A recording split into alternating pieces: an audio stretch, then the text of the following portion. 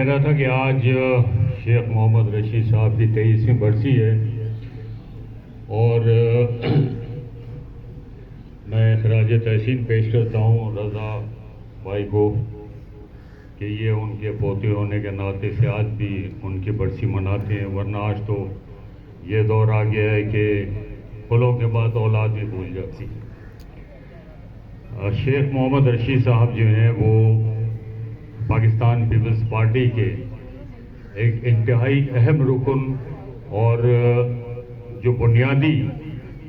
ممبر تھے جنہوں نے پیپلز پارٹی کی بنیاد رکھی اور پیپلز پارٹی کا کانسیپٹ دیا، ان میں سے ایک ہیں۔ بلکہ میں یہ کہوں گا کہ ذوالفقار علی بھٹو صاحب کے بعد شیخ رشید صاحب تھے، کیونکہ بھٹو صاحب نے ان کو سینئر وائس چیئرمین بنایا تھا اپنا، اور پیپلز پارٹی کا جو ایک نعرہ تھا، سلوگن تھا کہ طاقت کا سرچشمہ عوام ہے، لیکن اب عوام طاقت کا سرچشمہ نہیں ہے۔ اور سوشلزم ہماری معیشت ہے، اسلام ہمارا دین ہے۔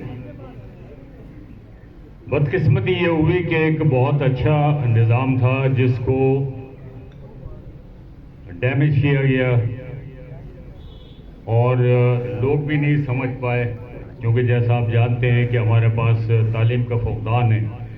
تو لوگ اس نظریے کو سمجھ نہیں پائے۔ بہرحال بدقسمتی تھی، میں سمجھتا ہوں، اور جو اپوزیشن ایک تیار کی گئی تھی انہوں نے اس کا نام دیا شیخ صاحب کے خلاف کہ یہ کمیونزم یہاں انٹروڈیوس کرنا چاہ رہے ہیں، یہ دہریے ہیں، یہ کافر ہیں، اس طرح کی باتیں کی گئی ہیں، تو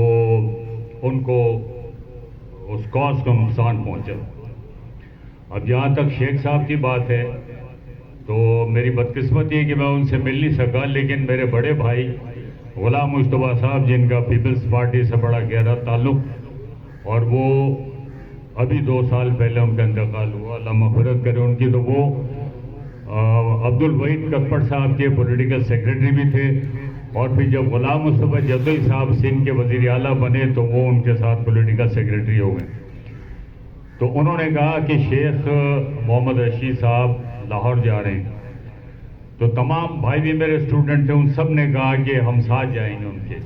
تو وہ بائی ٹرین آئے۔ تو بھائی نے مجھے بتایا کہ اتنی سادہ طبیعت کے وہ انسان تھے کہ کافی دیر جب گزر گئی ٹرین تو انہوں نے بھائی کو پوچھا، چونکہ بھائی ان سے بہت زیادہ کلوز تھے،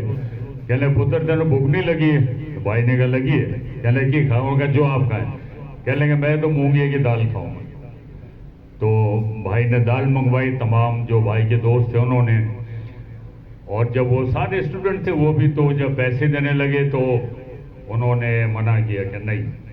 تو انتہائی سادہ اور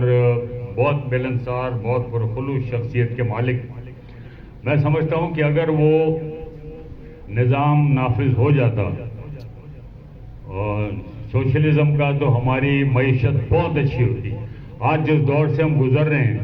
ہمیں یہ دور نہ دیکھنا پڑتا، اور میں سمجھتا ہوں کہ اگر معیشت اچھی ہو تو ریاست بھی اچھی ہوتی ہے اور سیاست بھی اچھی ہوتی ہے۔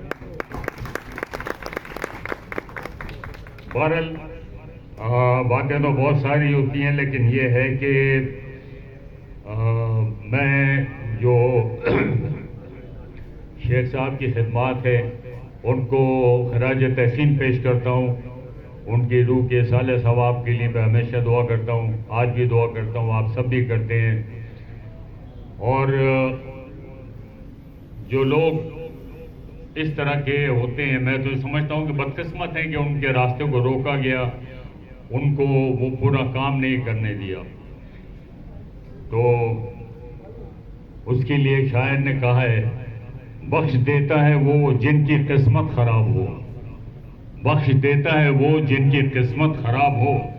نہیں بخشتا وہ جن کی نیت خراب ہو۔ بہت شکریہ رضا بھائی، آپ نے دعوت دی اس پروقار تقریب میں، بہت شکریہ۔